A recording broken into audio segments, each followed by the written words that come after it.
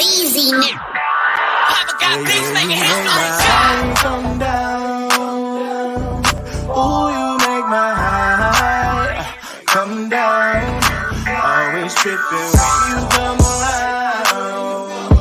I'ma have to cut you off, like right now.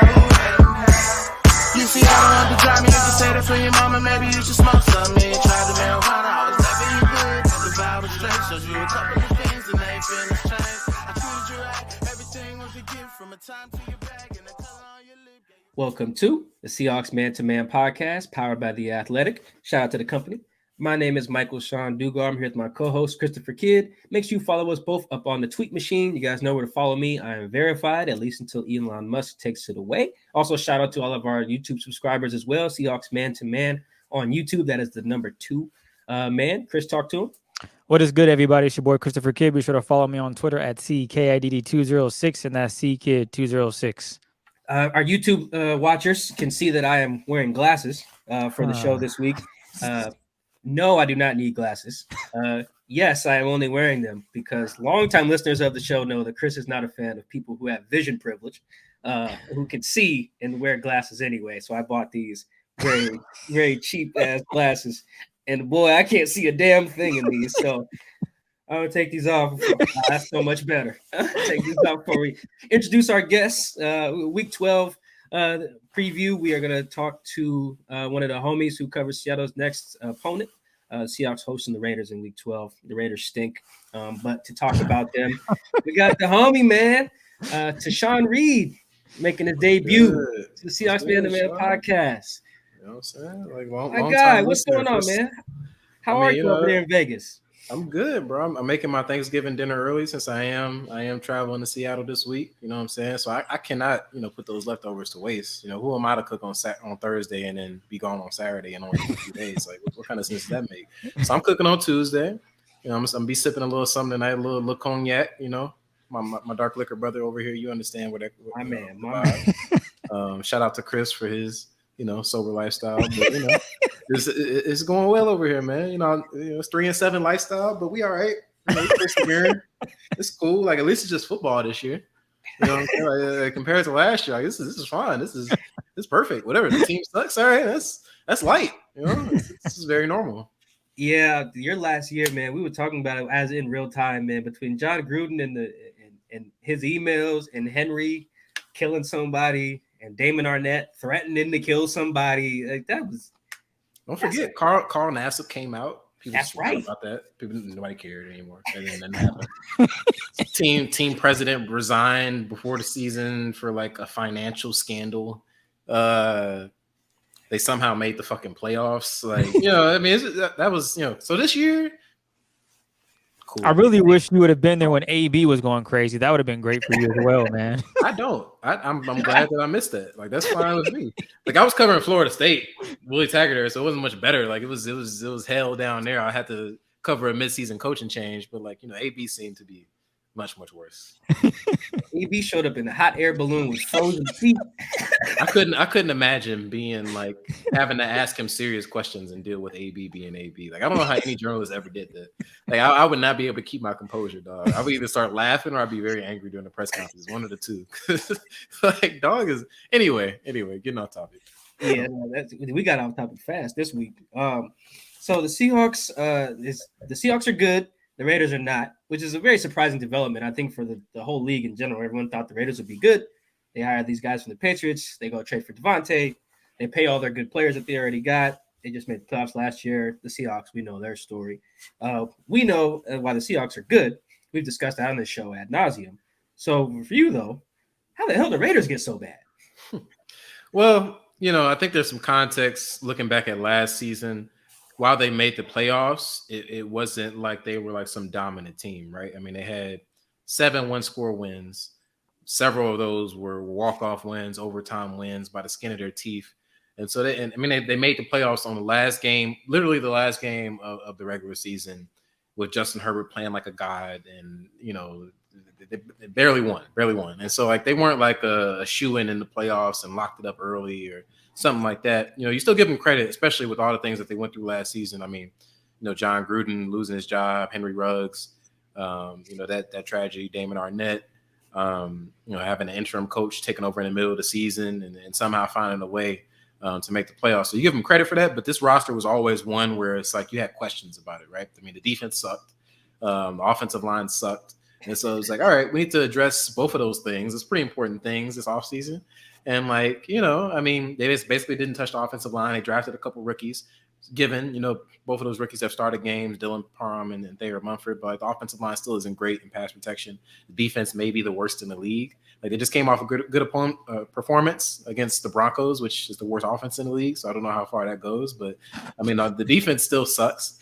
And so it's like, this was always a team that was like, they went 10-7 last year, but they weren't really like, yeah, for sure they're going to be in the playoffs next year, especially with the AFC West getting better. I know that hasn't been what we all expected, but it's still a pretty solid division.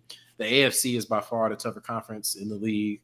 And so it was never a shoo-in that they made the playoffs again this year, but you certainly expect them not to currently hold the 4th overall pick in the draft, which is where they're at.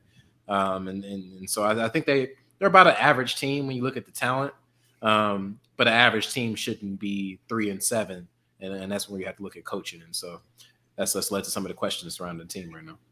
Before we get to the coaching, I can't believe I didn't start the show with this. You said you were cooking. What's on the menu? What you got? Oh, brother, I can smell it right now. This is crazy. The crock pot is cooking right now. I got pot roast. You know what I'm saying? Mac and cheese, baked mac and cheese is done. Southern cabbage, fried cabbage, that's already done. Honey cornbread, you know what I'm saying? Candy yams. I haven't started making the sweet potato pies yet. I got to wait till we're done here, but tonight I'll be baking those, so those will be ready. See, I got to travel. I travel on Saturday to come up to Seattle, so I won't be able to be here. And like, who am I as a black man to like not eat Thanksgiving food for at least 4 days after cooking it? You know what I mean? So like, I couldn't possibly cook on Thursday and then leave Saturday without fully indulging. And so I'm cooking early. I'm enjoying early. I'll be sipping a little something tonight, and that's how we getting down. Well, if you are not full from all that Thanksgiving food on Saturday, I will gladly still take you to where you can get a Seattle dog. You crazy as hell. See, like Allegiant Stadium, like they try to cater the menu to like whatever the visiting team is, right? And like I see some shit called the Seattle dog. I'm like, all right, how fancy can a hot dog be? Shit got cream cheese and onions and like all kinds of other nasty shit that don't go together. I'm like, hey yo, hey man, like what are we doing here? Like, why is this a thing? It's bad enough we got glizzies every game. Like I need something a little bit more higher quality than some glizzies, but you throw some cream cheese on that bitch and some onions. Like, I'm not eating that. Are you crazy? I'm like, are you trying to get me to destroy your bathroom? That's insane. I can't believe y'all eat that. And MSD over here defending it. Chris, I don't know if you eat such things, but I do, bro. I do. Y'all are insane. Like, what the fuck? Like, what is wrong with y'all? It's, to be honest, first of all, what is no? I'm trying to explain, bro. I'm trying to explain. It's not as crazy. Have you tried it? No. Are you? What? Why would I eat that? Because you have to try it. Once you try it, and you're like, it's trash. I actually don't. Like, I really do not have to try it. You have a fair point. You really don't have to try it, but you're missing out. Because when you do try it, you're going to be like, damn, I feel, you know what? I was wrong. It was fire. I enjoyed it. And you know what? The thing is, Tashawn, you might take a bite, but this is the dumbest thing ever. I'm never listening to you guys ever again. And that's fine too. But I think you got to at least take a bite. Because once you try it, because I was on the same way. I was like, bro, I'm not eating all this crap on my hot dog. I'm not with it. And then I took a bite and I said, yo, this is actually not bad. Like, I get it. I 100% get it. And that's where you might have to be with it. And that's okay. I also could just not do it, which is never gonna happen. Like I promise you, like I'm coming to Seattle. I'll be there for 2 nights, not touching those fucking Seattle. Like that's some of the nastiest shit I've ever heard of in my life. All right, honestly, that's really bad. That's worse than the Raiders. It's not that bad. It is not that bad. It's just if you the offer is there. The offer is there. It's good. Decline vetoed. It really shows how. Like I don't want to say isolated or insulated. It's one of those words, Chris. I just never thought that the idea of a Seattle dog was nasty. It was just I grew up here. That's what it is. Oh yeah, Tashawn is not from the Pacific Northwest, so that makes sense. It's not even just him. When we had Deontay on, remember I mentioned that I got barbecue. Where's Deontay from? Where's he from? Deontay. He's from Midwest. Is he from Oh, okay, L.A. I don't know if he's from LA. My bad. Oh, I don't know. I think he's from Cali. I think, but either Well, way, even in Cali, they don't do that. They don't have Seattle dogs. Yeah. They be looking at you like, "What are you talking about, bro?" I'm from St. Louis, Missouri, dog. We ain't putting cream cheese on much. You know what I'm saying? Like cream cheese is not really in the rotation for really anything. Yeah, for Like black a folks, it's not. You're right. Yeah, a bagel at most. Like a And I don't bagel, even eat that's it. bagels like that, so I feel you. Yeah, right. So a hot dog? Are you crazy? Like But- put some sweet baby rays on that joint. You know what I'm saying? Like fold it in the Wonder Bread, and we good. Like that's all I need. I don't need no Seattle dog. Like that's anyway.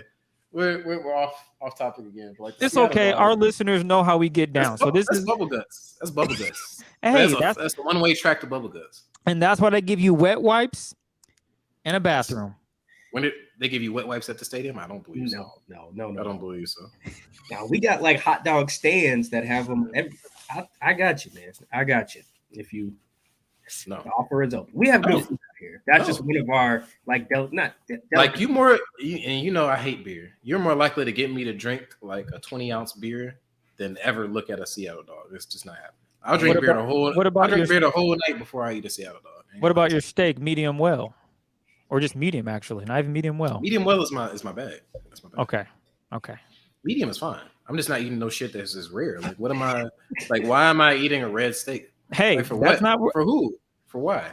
Like if you cook it right, it's still gonna be moist. It's still gonna be flavored. It doesn't have to be like still mooing for me to enjoy this steak. And that's a two Americas thing, to be honest. Because My like man said, still moving. I wish I would bring a steak to my family that's not well done. I eat medium well. That's a stretch. You see any bit of pink, they not eating that shit. I'll at least eat that. But eating rare, crazy, not happening. Anyway. The two Americas thing is definitely on display around the holiday season. Absolutely. For certain. All y'all nasty motherfuckers out here eating stuffing and Stuffing's fire, bro. Come on, man. dressing is superior. Stuffing we don't is need to do that. We don't need to do that. Dry ass turkeys with salt and pepper. That's the only seasoning they got. Macaroni and cheese with raisins in it and shit like that. Whoa, hey. Who you hanging out with, man? I don't do that. I'm saying that's two Americas. It's the other side of America. Yeah, damn right. You're right. Such- Dressing is the way to go. My apologies. Yeah. It's like people that. The Seahawks put out a video of their players saying what their favorite Thanksgiving food was. It was very two Americas. All the black players picked like mac and cheese or turkey, and then the two white guys they had in the video picked casserole. Yeah, green bean casserole and shit, nasty shit like that. Like, it's dark for some of it. Like half of more than I guess it's like half now. Like half of America is pretty dark on Thanksgiving. Like I don't know how y'all living. Like we living good. I know. I hope y'all ain't living that way. You know what I'm saying? I don't even know if green bean casserole is on my menu. I don't eat no casserole. Nah. I'm not with that. Wow, we did get sidetracked here. I forgot what I was going to ask. Okay, coaching. That's what you want to do predictions? Or you want to do coaching? Well, we were supposed to do predictions. We forgot about that one. We jumped right into why this team sucks. So you know what, Jashawn? Let's figure out who you think is going to win this game. Mike, he went 14. Was it 14-0 last week, Mike, in picks? I did. That's right. I went 14-0 on my expert picks at the Athletic last week. According to our guy who runs our picks, his name Andrew, when he was telling me that I got all my picks right last week, he was like, he's never seen anyone get it all right. And this time he's been tracking it. He also says the best until that point was a 14-1 week from Tashawn. Actually, I don't know when that was. Do you know when that was? It must have been last year because I was a champion last year. Yeah, I won this. I was the victor. You know what I'm saying? I beat everybody. This year it's not going so well. Like I don't know what's changed, but like I'm missing like a motherfucker this year. So, but last year that's probably when I had the 14-1. So damn sure wasn't this year because goddamn my record is awful. So now I'm on track to be the new king of the picks. Yeah. There we go. 14-0. That's impressive. Yeah, but I to answer the question, I have the Raiders losing. I don't think it'll be embarrassing by any means. I mean, a few of their games have been. I mean, 7 out of 10 games have been one-score games. Like pretty much every game. I know it's a league-wide thing this year where like every game is close, but the Raiders in particular, like, it's gone down to the very last possession every time. And I think it's going to be a pretty similar game. I would say if I had to pick a score, Seahawks 28, Raiders 24. I just think the Raiders their offense, like it's still competent because of how well Josh Jacobs is playing, Derek Carr, Devontae Adams, but without Darren Waller and Hunter Renfrow, and their offensive line still being questionable in pass protection.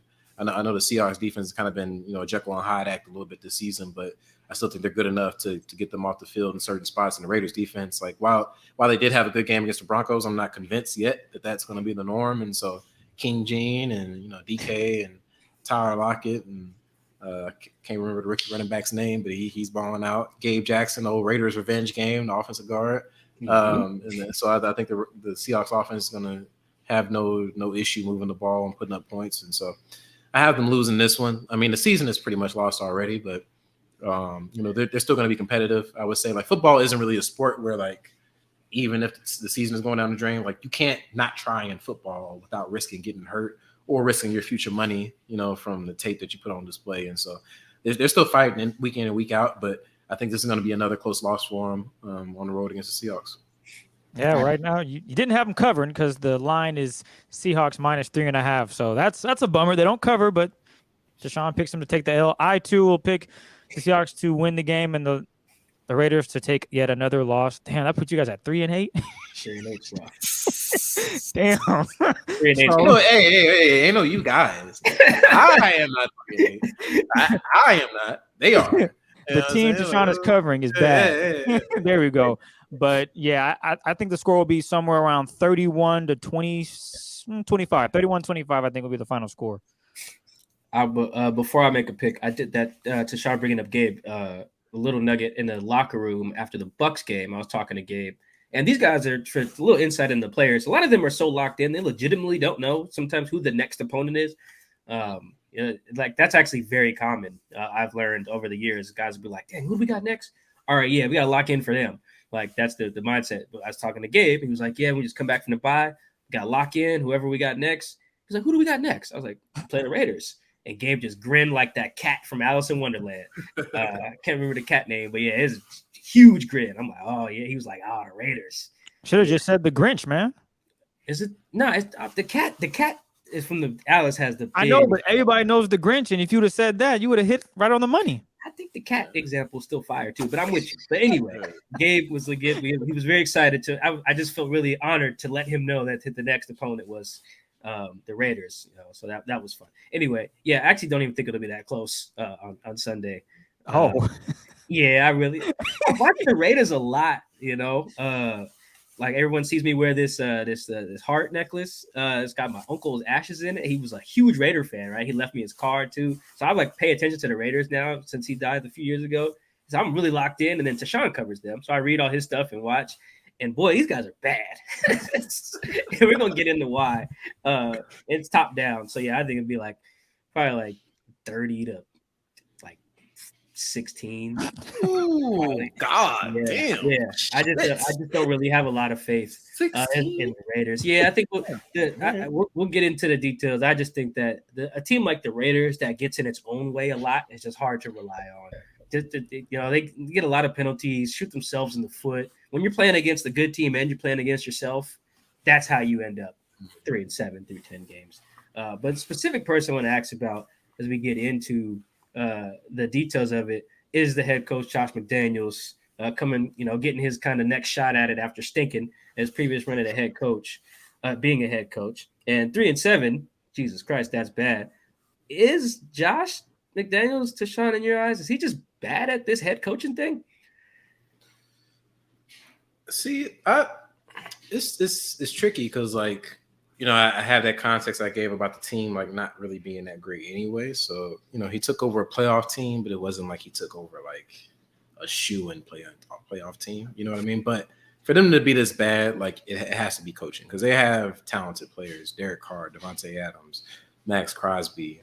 They've had injuries, but Darren Waller's been out there at times. Hunter Renfrow, Nate Hobbs, even in the cornerback, and so the team is good enough to where they shouldn't be this bad, and they're. More so than the record, it's how bad they are in situational football. I wrote last week, the numbers have changed a little bit, but they're one of the worst teams at red zone offense and red zone defense. They're bad at third down offense and third down defense. They just find the penalties and the penalties come at crucial situations. Like, and some of the play calls that they run are just weird. Like, they've run a lot of trick plays, and like the offense, and most, like I said, they've had 7 one-score games this season, only won one of them. But the offense had the ball in all those games with a chance to either tie or win the game. And they just stalled out, in a lot of those situations. And he's supposed to be the offensive mastermind. I mean, that's what he was known for, coming from the Patriots. And so you have to look at him for that. In terms of whether they can turn it around, I think it's still possible. Like, even though he hasn't got off to the most encouraging start of his head coaching tenure between the Broncos and the Raiders, I mean, that they have a good amount of cap space this offseason. They have all their picks. And so they can improve the roster in the areas where they're deficient and potentially improving that moving forward. And so I don't think he's completely cooked and it's out of the picture, but I certainly understand fans are like, did we make the wrong move? And even the players that may be questioning that because, I mean, they pretty openly advocated for Rich Bisaccia, the interim coach from last year, to help guide into the playoffs, to be brought back. A lot of the players, the key players, Derek Carr, Hunter Renfrow, Darren Waller, et cetera, the list goes on. Like, they wanted him to come back. And instead, they not only didn't bring him back, but they went and got a guy who wasn't good in his previous head coaching tenure. And so for them, when you start 0-3 and then you start 3-7, it's like, yo, like, what the fuck? Like, this is what, like we could have we made the playoffs last year. We could have just ran it back. And, and I don't think Rich Bisaccia is a head coach. Like, I don't think he would have done that well. But, from an organizational standpoint, if you bring him back, because he would have been signed on a short-term deal. I mean, he wasn't going to get a head coaching job anywhere else. So, I mean, they wouldn't have to pay him a lot of money or give him a lot of term. Then you can move on. And, next offseason, Josh McDaniels was still going to be in New England. He wasn't going anywhere. And so they've kind of locked themselves into this current iteration of the team when you look at the regime and some of the major players that they brought back. And so they don't have really any other option but to give them a chance to try to turn it around. And for the players on the team, I mean, that's tough for them because it's like they didn't want to be here in the first place. They didn't feel like they needed to be here in the first place, and it's not going well.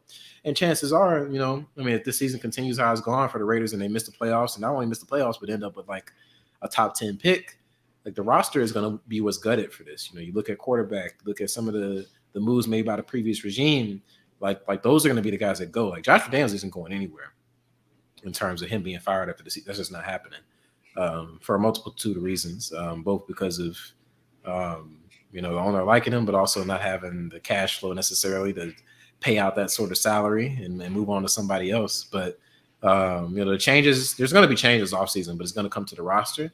And when you have that kind of situation, I mean, if you're a guy who's on an expiring deal or you can be cut after the season, it's kind of like for who, for what, you know what I mean? Like these guys don't get rid of me anyway. Like, why am I going all out and we're going to miss the playoffs too? Like what am I doing here? You know what I mean? And so it's very easy to lose the locker room in that situation. And I mean, the win against the Broncos last week was big for them. Kind of, a big morale boost, kind of gave them some energy going into this week. But, I mean, it still doesn't mean all that much. They're still 3-7. It could still go down to 2s the rest of the way here. So, they're in a precarious situation, and Josh McDaniels has not got off to a good start, but he's not going anywhere. So, I mean, it's on the next year for him if this year doesn't go well. Why didn't the Raiders stick with Rich? You would think, as you mentioned, they got him this. He's doing okay. You mentioned he probably wouldn't be doing all that well this season, but why not just stick with a guy that players might be comfortable with, especially with how the season went last year with all the drama. You have someone interim come in, does okay at the end of the year. They get to the playoffs. They get beat by the AFC team that represented the AFC in the championship, and that Bengals. So from that standpoint, why not just stick with the guy? Yeah, I think for them it was, Rich, while he clearly was a leader of men, he wasn't an offensive coordinator. He wasn't defensive coordinator. He didn't call plays when he was out of the ball. He was a special teams guy, which, special teams matter, but like in the grand scheme of things, like you typically want your head coach to be in charge of one of those things. There's not too many, sort of like Mike Tomlin type head coaches where, and even Mike Tomlin is like very influenced on defense, but like there's not too many like Jeff Saturday head coaches where they just aren't basically doing anything in the game plan besides like giving some overarching influence. And so it was like from a long-term standpoint, it was like, can this guy who's really been an assistant for like 30 years suddenly become a good head coach? Like, So I didn't really blame Mark Davis for moving on from him. But, to move on from him to go to a guy that it wasn't just that the Broncos didn't win under Josh McDaniels. It's that it was so like hilariously awful. Like we saw that. I forget which offensive lineman it was from the Broncos. He had that thread a couple months ago where like he had all these stories of like Josh McDaniels just wilding the fuck out, like from his first 10 years, just doing all kinds of weird shit and like trying to be Belichick and like trading away their best players. And it's just like, yo, like this is the guy. Like not only are you not bringing Rich back, but like him, like word. And so I think that kind of went through their head initially, at least initially. You know what I mean? Like after they went through OTAs and training camp, like at a certain point you have to buy in and get ready to roll. But there was always going to be some kind of type of hesitancy from the players to buy in. And when you start off 0-3, that's just, it's tough. And so retrospect hindsight is 2020. As I said, like I think even if they did bring back Richard Bisaccia, they'd probably be looking for another head coach this offseason because I think the season would be, maybe they aren't 3-7, maybe they're 4-6 or 5-5, but I don't think they were going to be a playoff team this season based off of their roster and the injuries that they had. And if they didn't move on from Rich, they probably would have kept Mike Mayock as GM, and we saw how his tenure went in terms of drafting and free agency. So I don't think the roster would have been in a better place right now.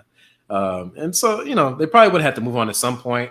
And as I said earlier, like it's not impossible for Josh McDaniels to improve. I mean, they have a ton of resources this offseason to fill some of the kind of the blank spots they have on their roster. So we'll see going from here. I mean, this year I think they're cooked. Like this year is pretty much.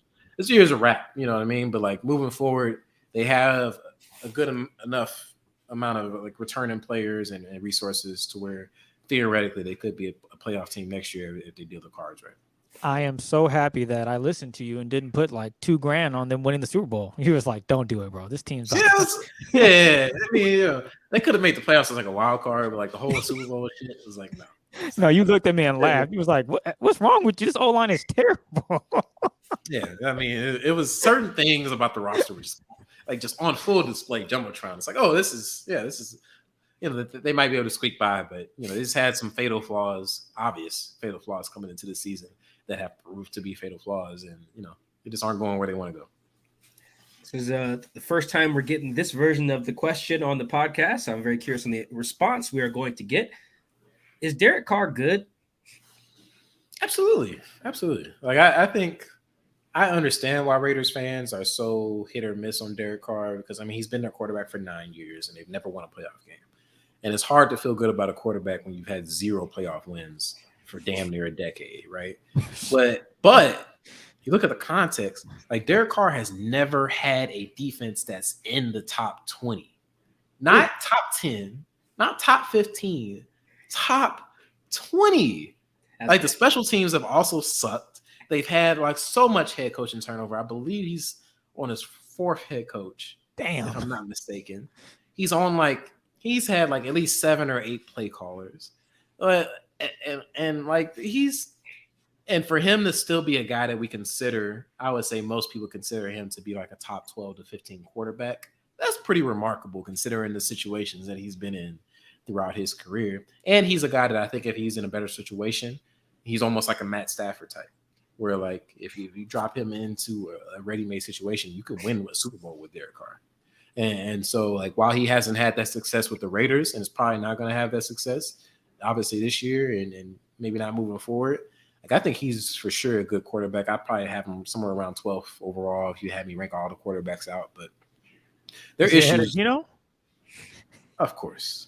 I mean, like Genius had a great year. But we don't need to do that.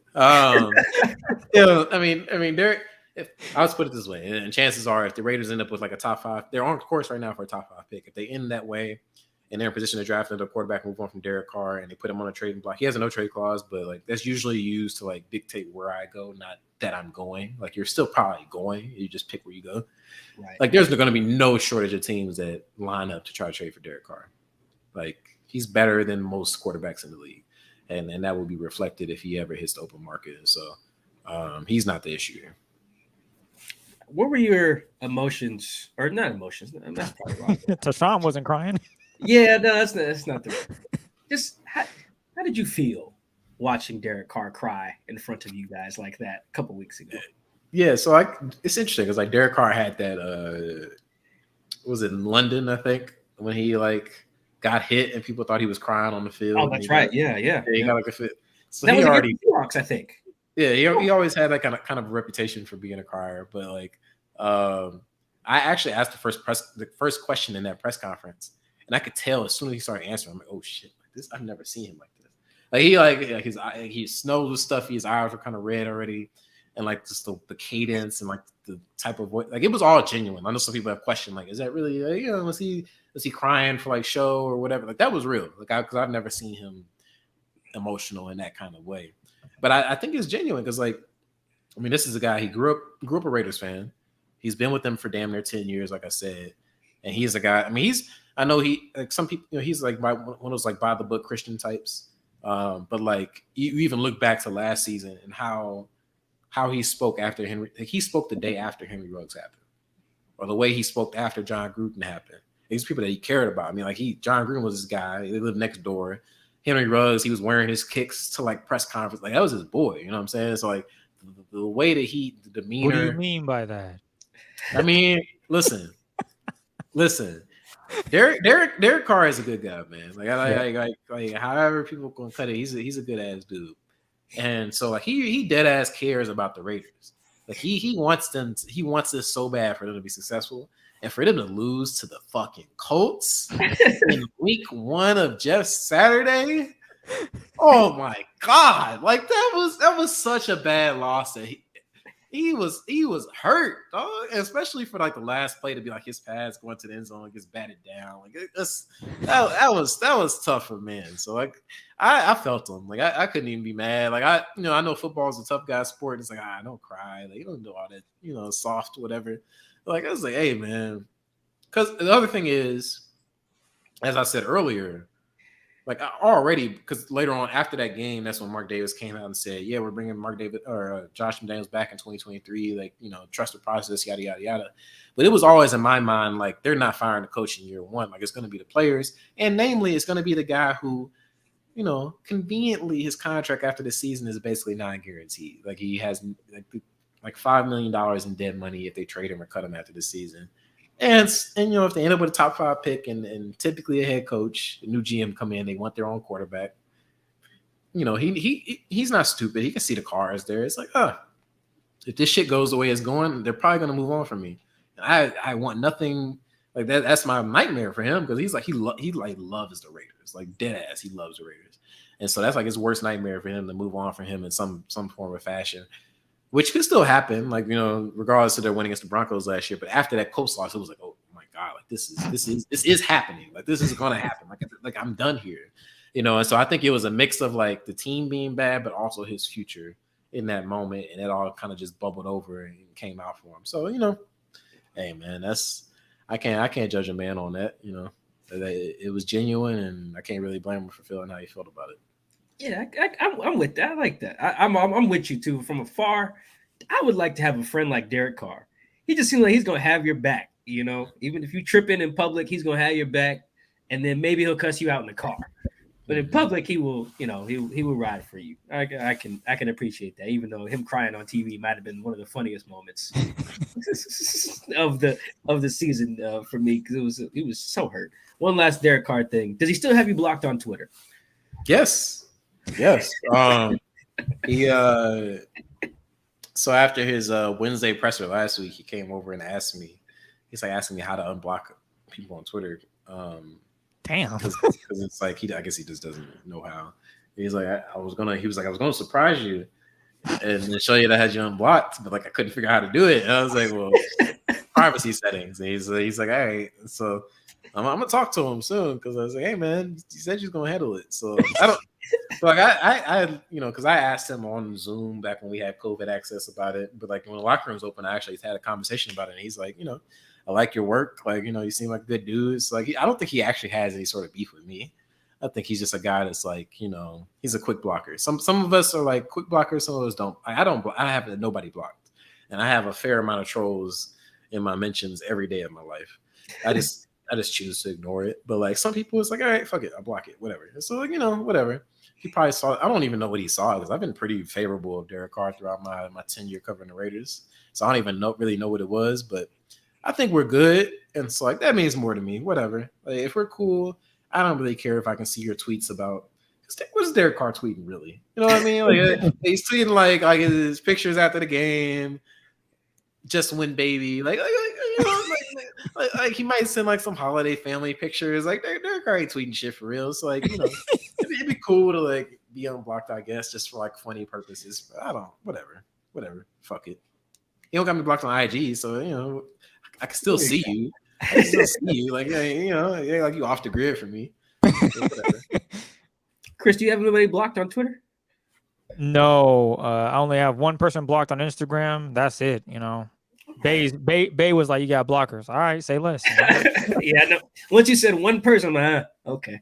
Yeah, I don't block people. Like as Deshaun said, like I really don't care to block you. Like if I don't rock with you, I don't need to follow you. It's really simple for me, and I'm not missing out on nothing. Like I'm cool. I don't block people. People get on me about stuff on social media. I'm not gonna block you. You know, it is what it is.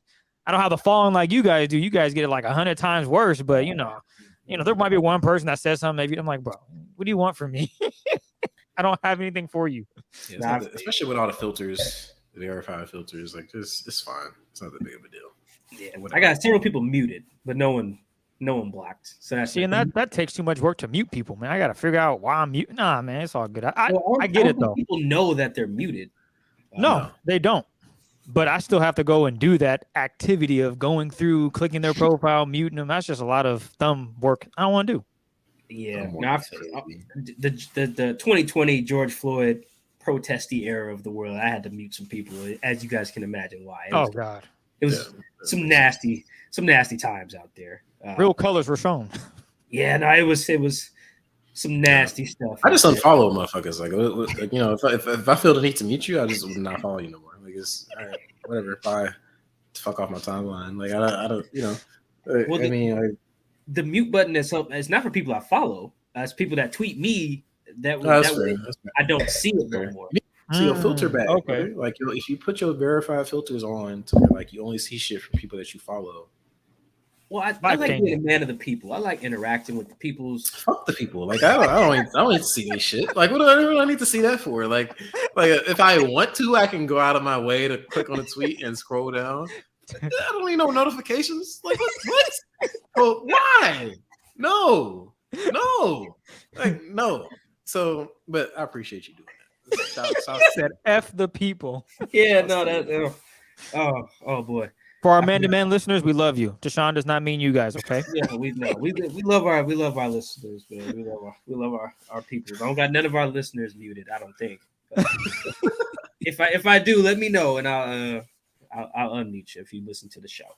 Where was it? Oh, we was going with the matchup of the week, actually. Yeah.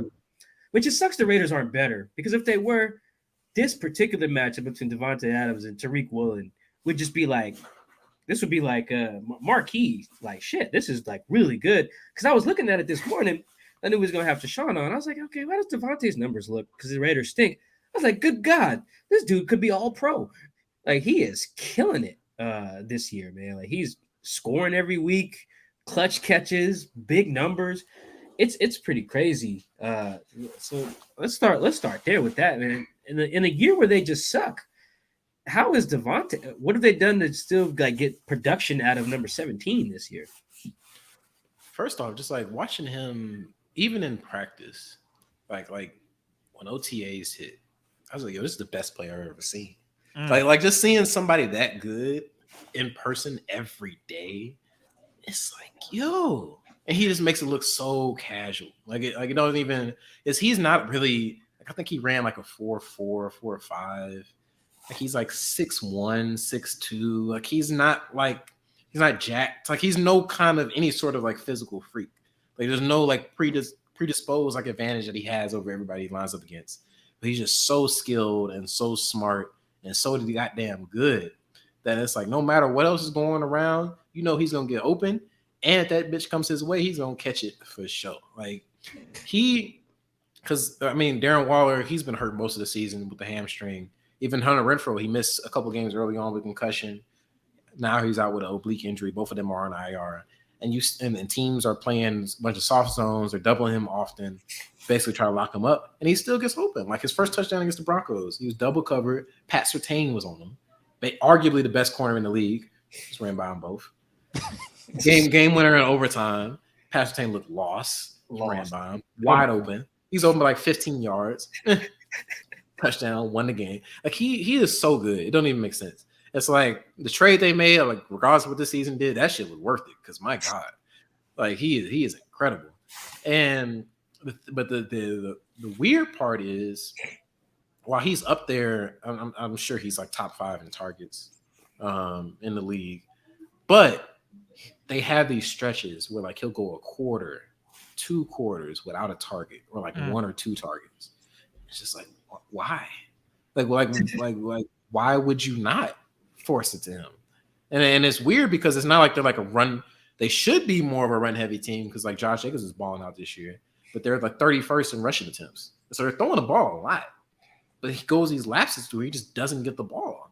And so it's been weird with them. Like they've with the Packers, because the Packers surrounding cast, like even with Waller and Renfrow out, the Packers surrounding cast with Devontae last year is pretty comparable to what the Raiders have right now. Like it really wasn't a whole bunch of talent outside of Devontae, but they always found ways to get him open.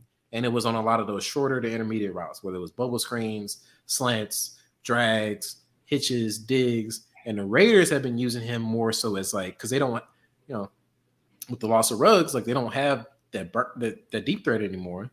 And so like they're using Devontae as a deep threat. He's running a ton of posts, a ton of go routes, a ton of corner routes, like these super deep intermediate routes, which he can do, like obviously.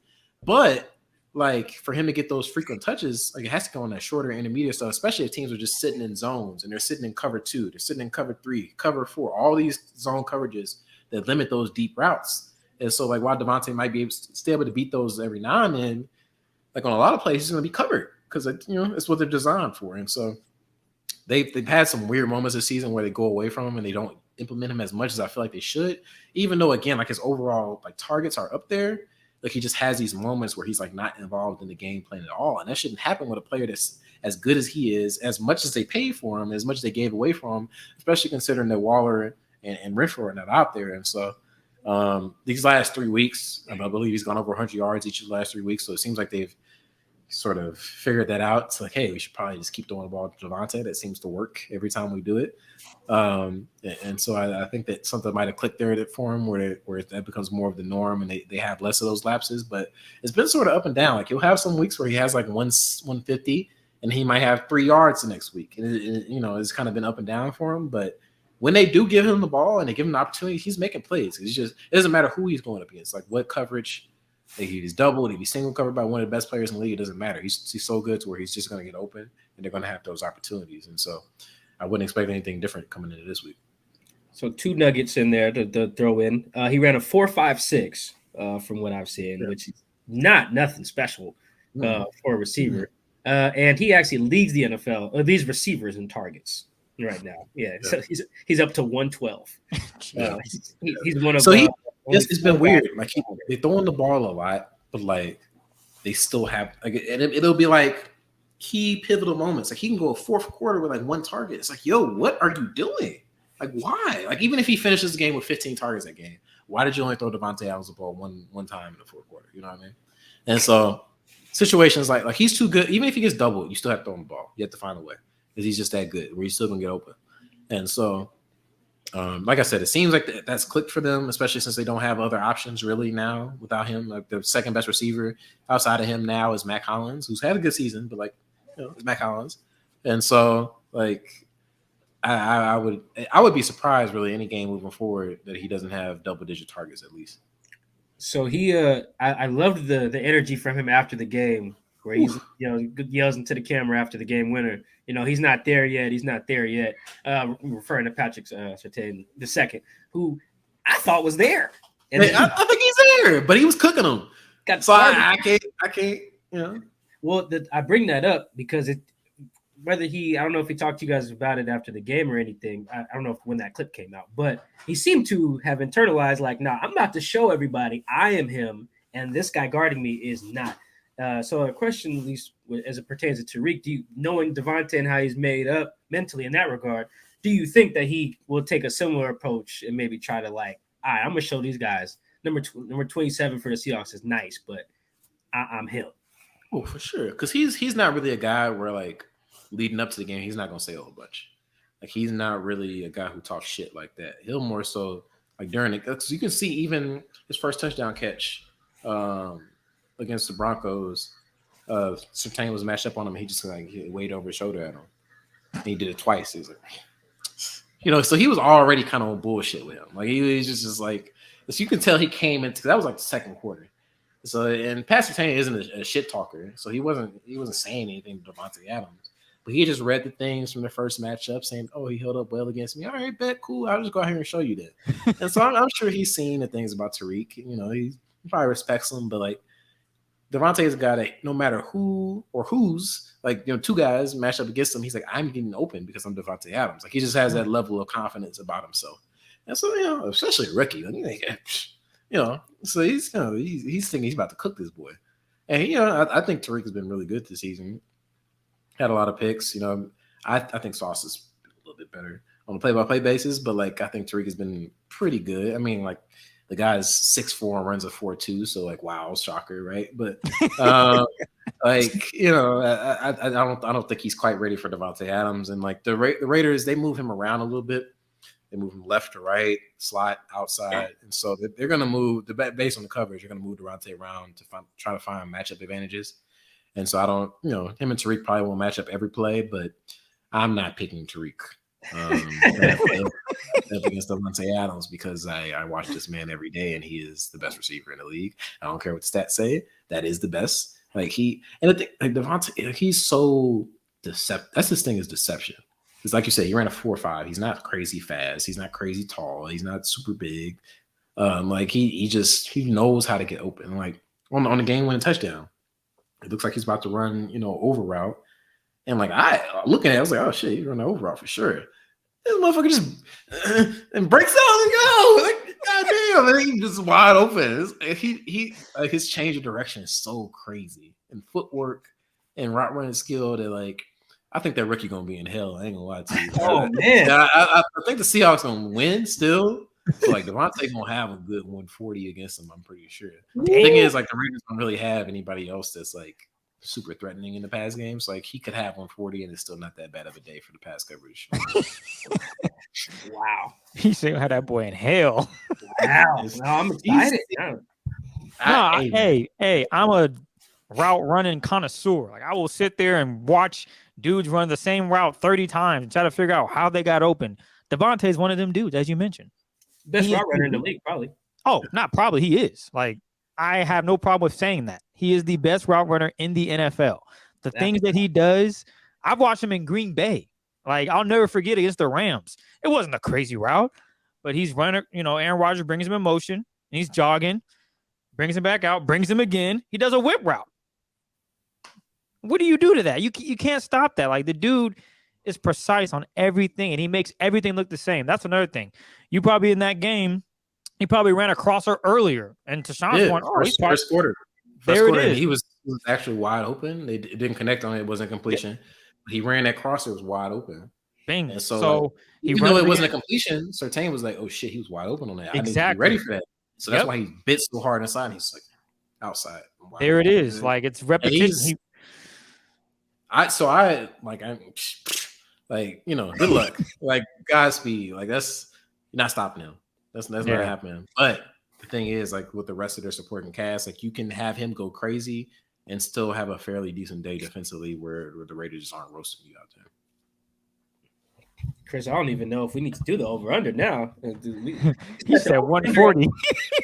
I was being nice, putting it at like a modest, 85 and a half. Oh, he's going past that shit. I'm sorry. Like, I don't – Kobe Bryant, if you want to get in this, if you want something too, you can come over here in the slot. I know he's a slot corner. I don't know who the other outside guy is. Like Mike Jackson. All them getting cooked. Like Davante Adams is flying past 85.5. Like if they throw on the ball, if he don't get hurt, and they throw on the ball. Like he's crazy as hell. That's over. I can't wait. This will definitely be their toughest challenge. Absolutely. The way they talked about him, even Clint Hurt, the defensive coordinator, and Pete Carroll earlier today, they talked about Davante and made it very clear. He is the best receiver that they have faced. this year, and probably the best they're going to face this year. They don't play Cup. Excuse me now because Cup is hurt, but like I don't care about Cup. Like if they play Cup, you see Devontae Adams, and like unless you play Tyreek Hill, that's probably the only person in the league that has any sort of stake. You said Cup. Have you seen Devontae? No, I feel you, man. I won't like King Deceptive Speed, man. Cup is cold. Cup is cold. He Yeah, is. He's number two. He's number two. However, Devontae. No, I'm with you. I think that the top 3 route runners are still Keenan Allen, Devontae Adams, and Stephon Diggs in any order. I think it starts crazy, dog. Stephon Diggs is ridiculous. And he's quick as hell. That's another thing. Yeah, his feet are very. It's just so disgusting. And he has people like you said. Devontae Adams had about 15 yards separation. Yeah, Stephon does that within the first 5 steps. It's like, damn, where's the DB? But I want to stick with the offense because I read your piece. What was it last week? You focused on the 10 areas that need to be addressed so that they can progress during the season and get better. And one of them was on the offensive line. You mentioned that they can pass protect, I'm saying this all wrong. You mentioned that they can pass protect, but the run game has been So with that scenario, the Seahawks... It's opposite. It's opposite? So I did screw it up. So yeah, they can... Say it for me, Deshaun. You wrote it. Run block, but they cannot pass protect. Thank you. Got it right. So with that scenario coming in, the Seahawks, man, they didn't touch Tom Brady 2 weeks ago. My man walked out of there with the same outfit, no stains from the grass. He was fine. Didn't get hit. So in that scenario, do you think that, okay, this O-line can improve this week? Or do you see it being like, yeah, man, the Seahawks are going to have their way. They're going to be able to get to Derek Carr. You already mentioned that, they're not the best at it. So how do you see this playing out this week? Yeah, I mean, the Raiders, what they did against the Broncos, because the Broncos pass rush, when they were dropping back, they was getting on their ass for sure, especially if they blitz. They ain't had Chubb out there. Like, they don't have like a super high level tier of pass rushers over there. I don't know how the Seahawks pass rush has been necessarily this year, but the Raiders, I think they're going to try to counter that with their run game, which is what they should do. And they haven't done that often. It's because Josh Jacobs has been fucking amazing this year. Like I think he's top 3 in rushing yards right now. He's up there, and I think he's averaging damn near like 5 yards a carry or something crazy. And he's a guy that like he'll slow walk your ass. Like he's not necessarily like breaking the 60-yard runs, but he'll get 10, he'll get 7, he'll get 12, he'll get 15, he'll get 8. Like he's kind of get those first downs and kind of like wear you out.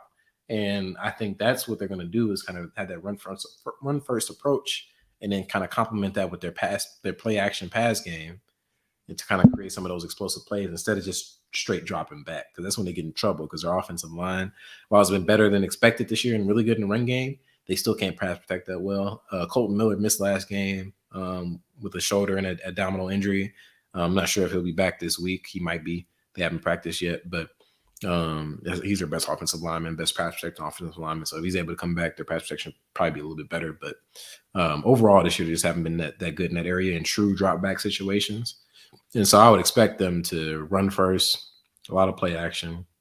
They're going to have to drop back at some point, obviously, but I don't think they're just going to be doing that a whole bunch from the jump, and because that's a weakness for them. Like we knew that was a weak. I've known that was a weakness since January. Like that was apparent. They just decided not to do anything about it, and so it's still a weakness. And so it's going to continue to be a weakness. Like they're not suddenly going to be good at pass protecting, and so they have to find other ways to work around that. That's running the ball. That's doing play action. That's avoiding getting in obvious passing situations, whether that's falling behind by double digits or 3rd and longs or what have you, that kind of put them in disadvantaged situations. And so that's what's going to have to do, because that's going to be a weakness for them. It's not getting better this season. No, I hear that. You mentioned the Seahawks pass rush. It's hit and miss. Last 2 weeks ago against the Bucs, it was a miss. Everybody was expecting them to get after Tom Brady. They didn't blitz him once in the first half, which was kind of weird. They just sent 4-man, and they were able to run the ball effectively, which was another thing because the Bucs were one of the worst run teams in the NFL. And the Seahawks were like, yeah, we thought they were going to probably pass the ball. And the Seahawks were not ready for them to run the football, and that's exactly what they did, which opened up Tom Brady being able to throw the ball and play action passing. So to your point, there could be an issue where if they don't obviously have 1,000 penalties, because as we talked about earlier, this team is really bad at shooting themselves in the foot with penalties. But if they can effectively move the ball, run the ball, and Jacobs is getting 7 yards, 5 yards, 10 yards, it could be a long day for that Seahawks defense. And then you sprinkle in Devontae Adams and what he's able to do. That's just a huge problem that the Seahawks don't want to deal with. I imagine they try to blitz Carr early, and that maybe changes things on how the Raiders want to run the football, because now they're blitzing guys and they're filling those run gaps. But I guess that'll be interesting to see how this O-line stacks up against the Seahawks defense and where the Seahawks defense want to attack the Raiders, just because 2 weeks ago, man, they really thought, oh yeah, we can send 4, and that really wasn't successful at all. For me, it depends on what the Seahawks, how they approach it. Because like if they sit, because most teams, I guess the Raiders, like I said, I think they've had the second highest zone coverage rate behind the Dolphins, because Tyreek Hill, Jalen Waddle, duh, right? And so they're playing a lot of zone, a lot of too high zones, and so it's like if you sit back in those too high zones, I'm giving the ball to Josh Jacobs. If you come down and try to bring an extra guy in the box, single high, well, now you have to try to cover Devontae Adams one-on-one. Good luck. Everybody in the Seahawks secondary, like that's not happening. And so it's like you kind of have to pick your poison a little bit, even though they don't have their full supporting cast in terms of the offense, which is still crazy. You mentioned that they don't have D. Waller or Hunter Renfrow, and this man's still out here cooking. Yeah, and they're out for at least another 2 games, but like you have to choose one, because like Josh Jacobs has been like a top 3 running back this year. Devontae Adams has been like a top 1 receiver this year. It's like, who am I guarding between those 2 guys? You have to choose. You can't do both at once, typically. And so, it'd be interesting to see how the Seahawks, what they decide is a higher priority there. Most teams have been Devontae Adams, and then the Raiders are able to run for whatever. And so at that point, it more so becomes on if the Seahawks do sit in those softer coverages too high, does Josh McDaniels have that discipline to be like, all right, get the ball, Josh, because it's this season he's gone a lot of times because they're 31st in rushing attempts, or just don't do that. And so maybe the Seahawks sit back at too high, and Josh is just like, keep throwing it, whatever, fuck it. Like, maybe that happens, but like, it seems like last week it was intentional for him to like, no, we're gonna run into these looks. We're gonna run into these looks over and over and over until you get out of it. And so, we'll see how that chess match plays out. I looked something up while you were. It was Josh Jacobs, where he's the 3rd in rushing yards in the league. I was going to filter it for running backs, and he's still 3rd. The reason I was going to filter it, I was like, how the hell is Justin Fields 5th? I was like, wait. Protect Justin Fields, man. Shout out to that black man. He's in danger. They got it. I know he's only in the 2nd year. You got to get that man out of Chicago, man. Or give him some help, because goddamn, they're trying to kill that boy. Justin Fields has 834 rushing yards. That is sick. Damn. That is insane. Yeah, he's 5th. It goes Derrick Henry, Saquon, Josh, Chubb, and then Fields. That is, whew. Wow. I did not. Sorry, that's just a little sidetracked. Also on the Seahawks pass rush, the Seahawks. So their defense sucks for 5 weeks. Pretty bad. It was legitimately awful. Since week 6, they made some notable scheme changes, and it's been competent, worlds better, in fact. So looking at their defense, the week 6 and on splits are probably most instructive. So their pass rush since then is 6th in sacks with 19. However, they don't get a ton of pressure in that span. They're only 20th in pressure rate. That's tied with New Orleans at 31%. And they have one of the lowest blitz rates in the league. They're 2nd lowest in the league in that span, 10.1%. The Seahawks don't blitz. That's because like the Raiders, their offensive line, they give up more pressure than they have given up sacks. Is more so their thing. And Derek Carr traditionally, like if you give him time, like he's like I said, he's good. So especially throwing to Devontae Adams. So they may not have to blitz going against this offensive line. They probably do think they can get pressure with 4, and like that's a pretty reasonable assumption given how this Raiders offensive line is played. And so I would expect the Seahawks to come out with more of a conservative approach and sort of force the Raiders to run the ball, especially considering how bad the Raiders defense is. Because it's like, if you feel like you can score every time, which, like there's a good reason to feel that way against this Raiders defense. It's like if they have to run the ball, 6 times a drive to score on us, and you're like, we can live with that. And so like, I would think that's more so what they do instead of giving Devontae a bunch of single coverage with one safety and letting him cook them for the rest of the afternoon.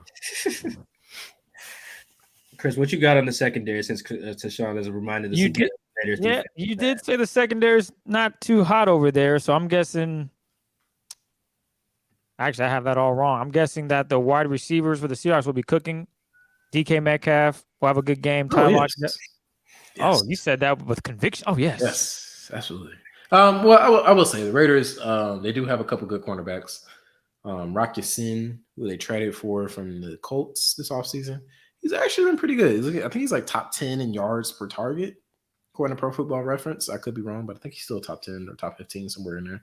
And they're also getting Nate Hobbs, who has been their best cornerback probably the last 2 seasons. He plays at nickelback, but he can also play outside. He's been on IR for over a month now, but he's, according to a person familiar with the situation, he's supposed to come back this week.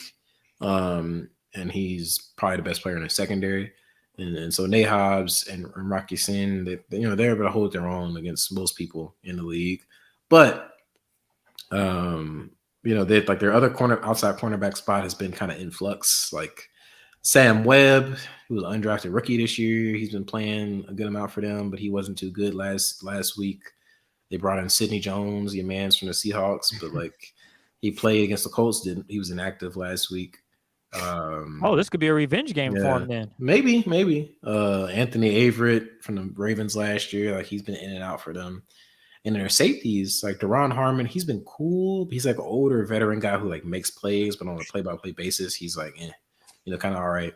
And then Trayvon Merrick, who's really surprised me because his rookie year, he was like a standout. Like he was playing in that Gus Bradley, as y'all, very familiar with, cover 3. He was a center fielder, single high safety, and he was balling out last year. This year, he's been really struggling. Like I think he's like top 10 in yards allowed of anybody in the league.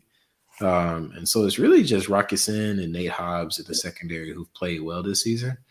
And both of those guys are not guys that are necessarily gonna lock up DK or Tyler. You know what I mean? And the Raiders, they usually don't run a travel with you kind of defense. Like it's more so like I'm lined up here. If you're here, you're here. If you're not, you're not. And so like even though they have a couple corners that stand out, they're not necessarily going to be on those guys, for the whole afternoon. And so I could see them having a big day, especially, even in conjunction with the secondary being so.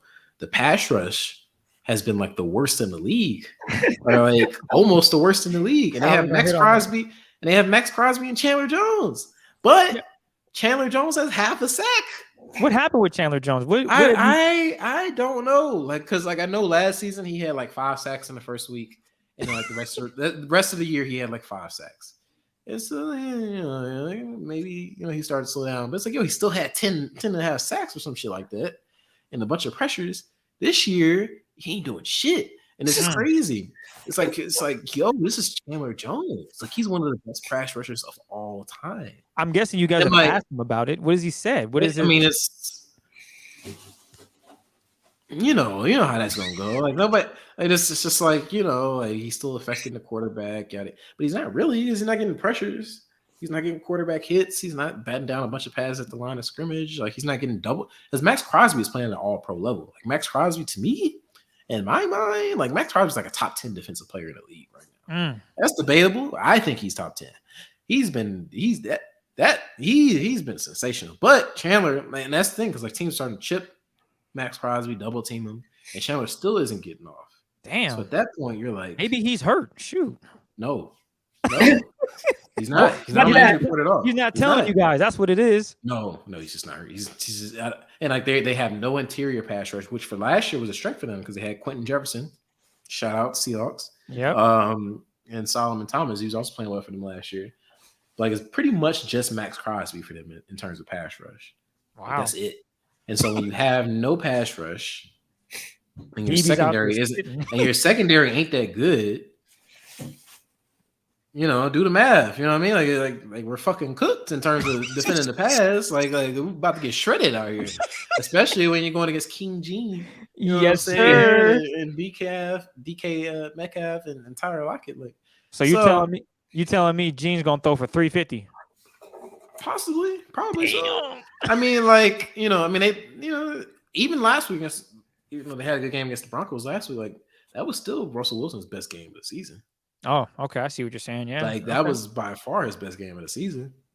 All right, King And Gene, so, give me like, some highlights, man. And he ain't got DK out there no more. He ain't got Tyler no more. And they was still getting open over there in Denver. So like, I'm seeing the vision of how Mike can see a blowout. Yeah. So like, you see what I'm saying? I didn't even have to make no argument. This should not be close. The Raiders pass defense, like they're getting Nate Hobbs back this week from IR, so he'll help. But I don't think it's going to be good for them. Okay, fair enough.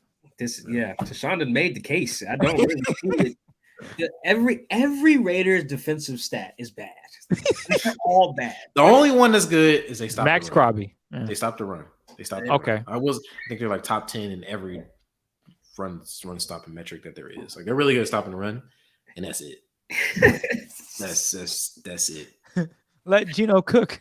When he said that they was bad on third down, what was it? They're bad on red zone offense and red zone defense and third down offense and third down defense. I would fire somebody. Somebody has to. That's way too much situational football when it goes back to coaching. All of that is stuff. Teams spend entire days of practice on just those two things: red zone and third down. Like that's legitimately be like an hour of practice. Practice.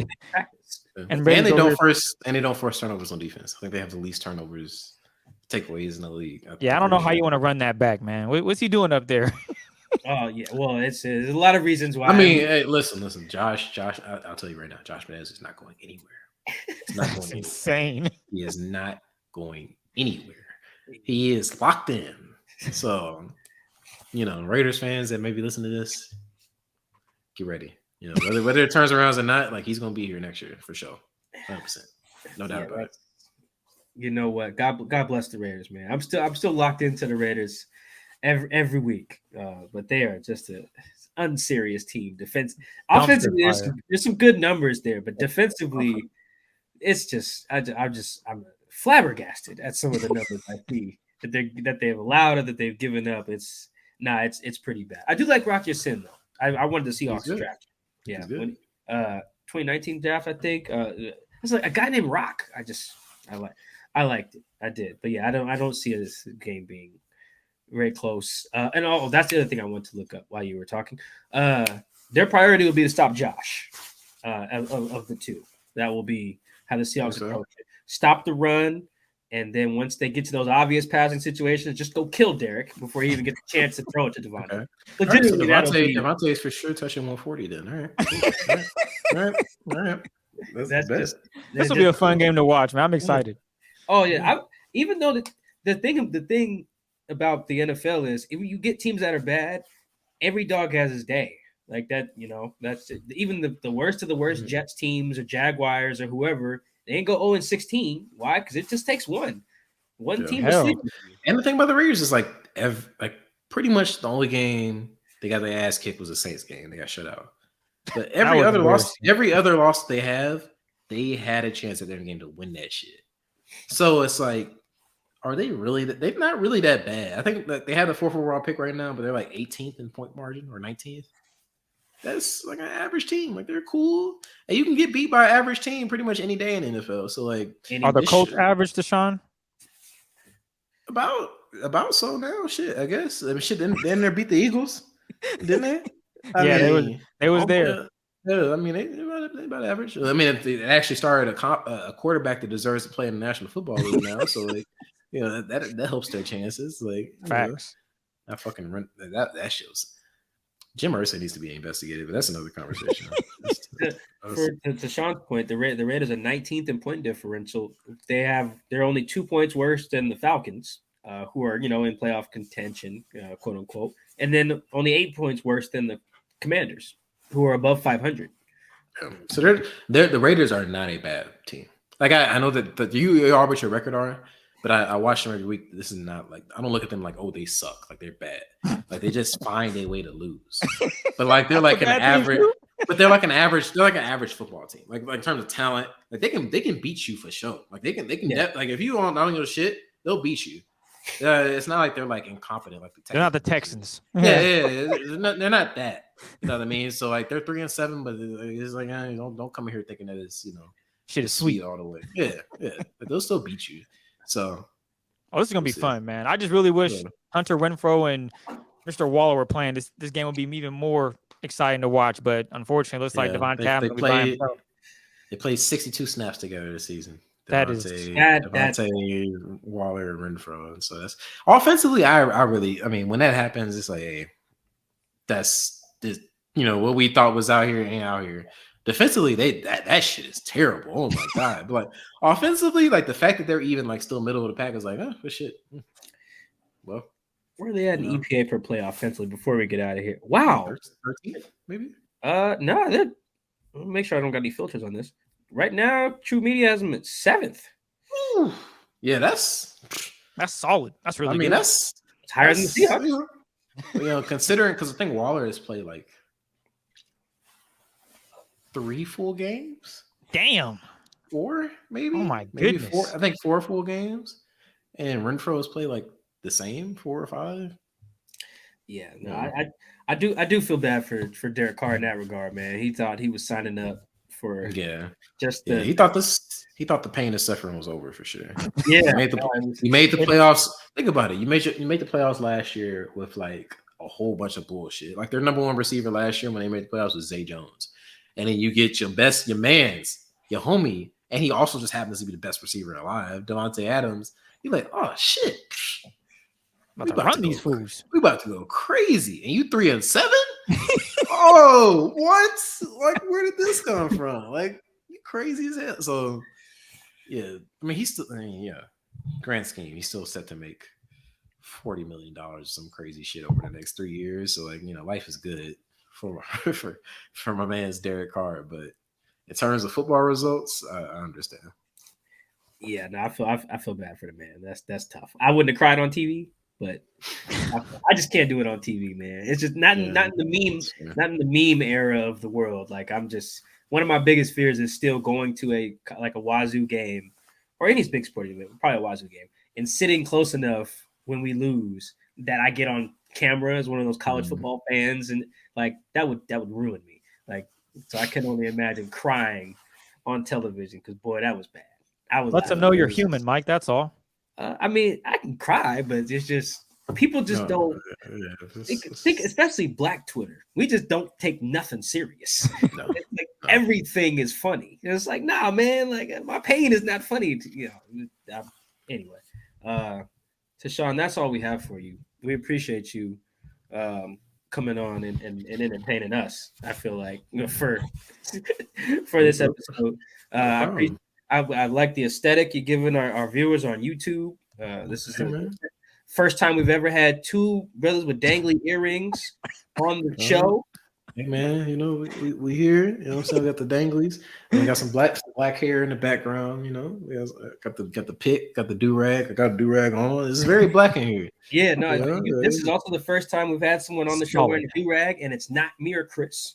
I'm gonna say do-rag Dugar. I assume we've had several podcast episodes with you with a do-rag on, but I didn't know about the guests.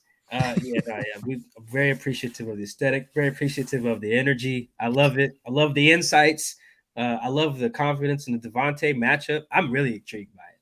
So if Devontae goes crazy, that'll be fun to watch. You don't have to eat a Seattle dog. There you go. No, I mean I'm not doing it anyway. Like I am a man of conviction in certain areas of my life, and that will not occur. I'm gonna eat this good ass food. That's about done. Timer just went off. That's crazy. Timer just went off. Before we get you out of here, do you anything you want to plug? Any stories coming up or anything that you've already written? Plug the podcast. If people follow you on Twitter, this is your time to plug stuff. Well, I mean, we have a new episode of our podcast, the Raiders Podcast, State of the Nation, will be coming out tomorrow afternoon. We're actually gonna do a live room tomorrow afternoon before everybody gets settled in with their families on Thursday and all that good shit. I have a story coming out tomorrow morning talking about what the Raiders could potentially sustain from their win over the Broncos moving forward, not just for this season, but moving forward in the future. As I said, Josh McDaniels is going to be here, so this is much about the future as the present for the Raiders right now. And so outside of that, follow me on Twitter, Tashawn Reed. Hop on The Athletic. I'm sure y'all already there if y'all listen to this podcast, but hop on over to the Raiders side of things and see some stories this week. And outside of that, that's about it. All right, there we go, man. Thank you guys for tuning in to Seahawks Man to Man podcast. That is our guest, the homie, the GOAT Reed, Sean Reed, my guy. Can't wait to see you when you get in town, man. Hit me as soon as you land. We appreciate you coming on the podcast. Chris, got anything else? Nah, we appreciate you guys tapping in. We will be back after the game, obviously, and we'll see if Deshaun was right about the 140 and a couple TDs. Yeah, I man. can't wait. We'll catch you guys after the game. Peace. All right, y'all. Peace.